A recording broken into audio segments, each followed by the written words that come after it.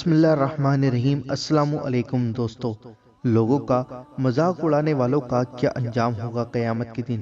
اور دوستو، مذاق میں بھی ڈرانا کیسا ہے؟ آئیے دوستو جانتے ہیں۔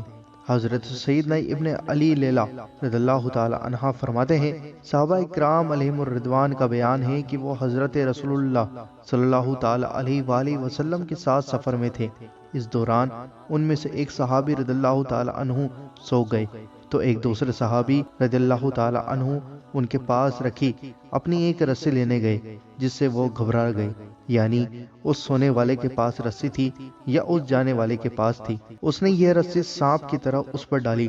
وہ سونے والے اسے سانپ سمجھ کر ڈر گئے اور لوگ ہنس پڑے۔ تو آپ صلی اللہ تعالی علیہ وآلہ وسلم نے ارشاد فرمایا، کسی مسلمان کے لیے جائز نہیں کہ دوسرے مسلمان کو ڈرائے۔ مفسر شہیر حکیم الامت حضرت مفتی احمد یار خان رحمۃ اللہ تعالی علیہ اس حدیث پاک کے تحت لکھتے ہیں، اس فرمان عالی کا مقصد یہ ہے کہ ہنسی مذاق میں کسی کو ڈرانا جائز نہیں ہے، کہ کبھی اس سے ڈرنے والا مر جاتا ہے یا پھر بیمار پڑ جاتا ہے۔ ناظرین، لوگوں کا مذاق اڑانے والوں کا کیا انجام ہوگا؟ سرکار عالی وقار مدینے کے تاجدار صلی اللہ تعالی علیہ وآلہ وسلم نے ارشاد فرمایا، بلا شبہ لوگوں کا مذاق اڑانے والوں کے لیے جنت کا دروازہ کھول کر اسے بلایا جائے گا، آؤ قریب آؤ۔ جب وہ آئے گا تو دروازہ بند کر دیا جائے گا۔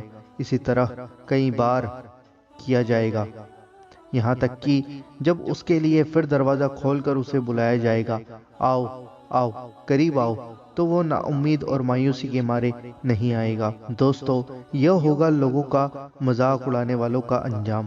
مجھے امید ہے کہ آپ کو یہ انٹرسٹنگ انفارمیشن ضرور پسند آئی ہوگی، اور اس ویڈیو کو زیادہ سے زیادہ اور لوگوں کے ساتھ ضرور شیئر کریں، اور آپ کے اپنے چینل اللہ دین کو ضرور سبسکرائب کریں اور بیل آئیکن ضرور دبائیں ہماری ہر ویڈیو کا نوٹیفیکیشن پانے کے لیے۔